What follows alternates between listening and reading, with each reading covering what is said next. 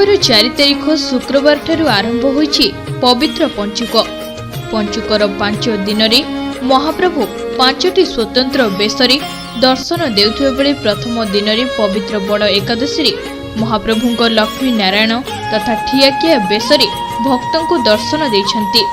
पंचुकर प्रथम दिन में महाप्रभुଙ୍କ एही दुर्लभ बेश दर्शन करी भक्त और हविषाणी माने कोटि पुण्य अर्जन करिछन्ति। हम प्राध्यापक सुखदेव महांती भक्त बंधुगण आज हूँ श्रीक्षेत्र में पंचुक कार्तिक मासर शेष जो 5 दिन जहाँ पंचुक बोली आम कहूचे से पंचुकर आज हूँ द्वितीय दिवस। गतकाली थिला एकादशी महाप्रभु निद्रारू उत्थित हेले जहाँकि देवोत्थापन एकादशी बोली कहा जाउछि एवं देवोत्थापन एकादशी बड़ एकादशी रे महाप्रभुଙ୍କର ହେଇଥିଲା ଲକ୍ଷ୍ମୀନାରାୟଣ ବେଶ। महाप्रभु स्वयं लक्ष्मी सहित विराजमान କରିଛନ୍ତି। ସେ ହେଉଛନ୍ତି ନିଜେ ନାରାୟଣ। ତେଣୁ ଲକ୍ଷ୍ମୀ ନାରାୟଣ ଯିଏ ଥିଲେ ଭଗବାନ ଜଗତଗୁରୁ ରାମାନୁଜାଚାର୍ଯ୍ୟଙ୍କର ଇଷ୍ଟ, ସେ ରାମାନୁଜାଚାର୍ଯ୍ୟଙ୍କର ଆଗମନ କାଳରୁ ଦ୍ୱାଦଶ ଶତାବ୍ଦୀରୁ ଏହି ବେଶର ପ୍ରଚଳନ ହୋଇଛି ବୋଲି ଅନେକ ମତ ଦେଇଥାନ୍ତି। ତେବେ ବିଶିଷ୍ଟାଦ୍ୱୈତବାଦୀ ରାମାନୁଜଙ୍କର ତାଙ୍କ ସମ୍ପ୍ରଦାୟର ଅନେକ ମଠ ଶ୍ରୀକ୍ଷେତ୍ରରେ ଆପଣ ଦେଖିବେ ଏବଂ ରାମାନୁଜାଚାର୍ଯ୍ୟ ତାଙ୍କ ସମ୍ପର୍କରେ ଏକଥା ମଧ୍ୟ ଶୁଣାଅଛି ଯେ ତାଙ୍କରି ପ୍ରଚେଷ୍ଟାରେ ଆମ ଶ୍ରୀମନ୍ଦିର ଭିତରେ ମହାଲକ୍ଷ୍ମୀଙ୍କର ସ୍ୱତନ୍ତ୍ର ମନ୍ଦିର ନଥିଲା। ତେଣୁ ମହାଲକ୍ଷ୍ମୀଙ୍କର ସ୍ୱତନ୍ତ୍ର ମନ୍ଦିର ମଧ୍ୟ ତାଙ୍କରି ପ୍ରେରଣାରେ ନିର୍ମିତ ହୋଇଥିଲା। ତେବେ ଯାହା ହେଉ ଜଗନ୍ନାଥ ସ୍ୱାମୀଙ୍କର ଏଇ ଯେଉଁ ଲକ୍ଷ୍ମୀନାରାୟଣ ବେଶ ଗତକାଲି ହୋଇଥିଲା ଏକାଦଶୀ ତିଥିରେ।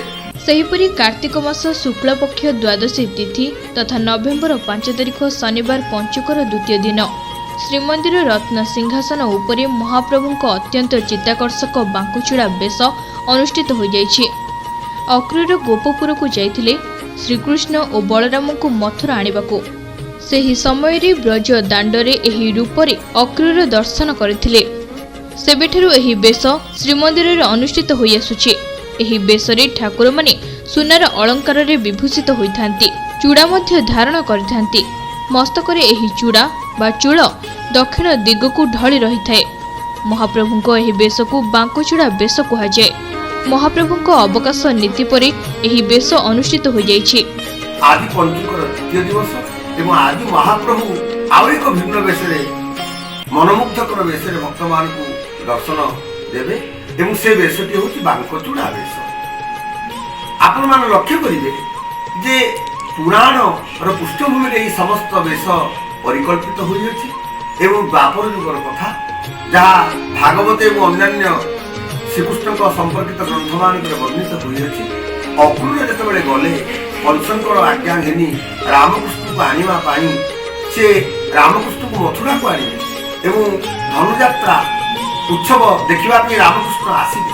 अक्रूर तांको रथरे रामकृष्ण को धरी जेतेबेले गोपरू बाहरी मथुरा रे पहुंचवा पूर्व अक्रूर पथ मध्यरे महाप्रभु अर्थात कृष्ण बलराम नदी रे स्नान कले एवं तापर अक्रूर गले स्नान करबा पाई।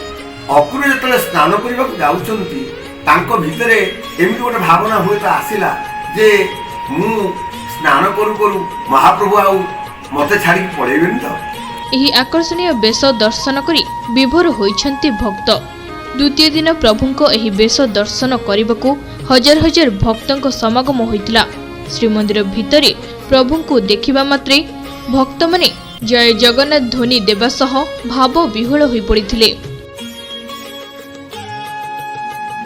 पुरीरू वीडियो जर्नलिस्ट कान्हास्वाई महापात्रଙ୍କ सह सुधांशु करଙ୍କ रिपोर्ट तीर्थक्षेत्र लाइव।